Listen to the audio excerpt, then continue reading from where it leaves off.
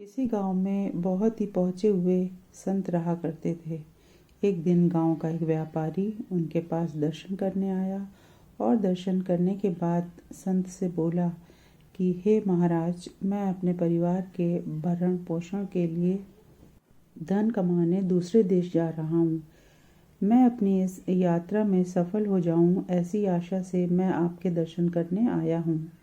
यह सुनकर संत ने उस व्यापारी को अपना आशीर्वाद दिया और उससे कहा कि तुम जिस मनोकामना से दूसरे देश जा रहे हो, तुम्हारी वह मनोकामना ज़रूर पूरी हो। मैं ऐसा भगवान से प्रार्थना करता हूँ। लेकिन 5 दिन बाद संत की मुलाकात फिर उस व्यापारी से हुई तो संत ने व्यापारी से पूछा कि आप तो व्यापार के लिए बाहर जाने वाले थे, फिर इतनी जल्दी आप कैसे वापस आ गए? व्यापारी ने संत से कहा, जी महाराज, मैं व्यापार के लिए यात्रा पर निकल गया था, लेकिन एक जगह मैं आराम के लिए रुका तो मैंने एक ऐसी घटना देखी जिससे मेरे विचार उनको बदल दिया और मैंने अपनी यात्रा को वहीं पर रोक कर वापस लौट आया। संत ने पूछा, ऐसी कौन सी घटना आपने देखी? तब व्यापारी ने कहा कि मैं आराम करने के लिए एक पेड़ के नीचे लेट गया था। तभी मैंने देखा एक पक्षी अपने चोंच में दाना दबाकर उस पेड़ में बैठे एक दूसरे अपंग पक्षी को भोजन करा रहा है।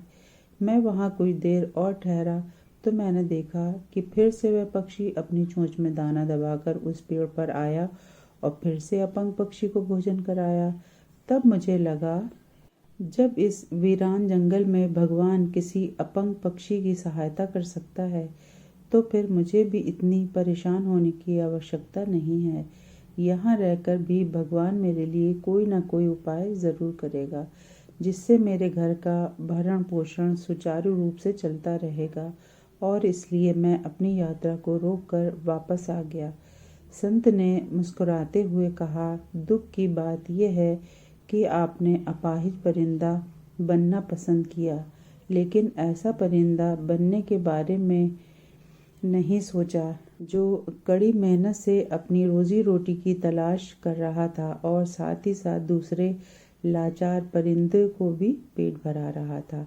इस दुनिया में बहुत से ऐसे बेबस और लाचार लोग हैं जिन्हें मदद की ज़रूरत है। प्रयास हमेशा मदद देने की रहनी चाहिए, लेने की नहीं।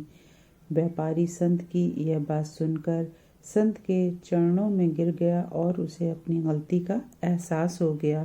फ्रेंड्स, अगर आपको हमारी स्टोरीज़ मोटिवेट करती हैं तो स्टोरी को लाइक करें और चैनल को सब्सक्राइब करें। Thanks for watching.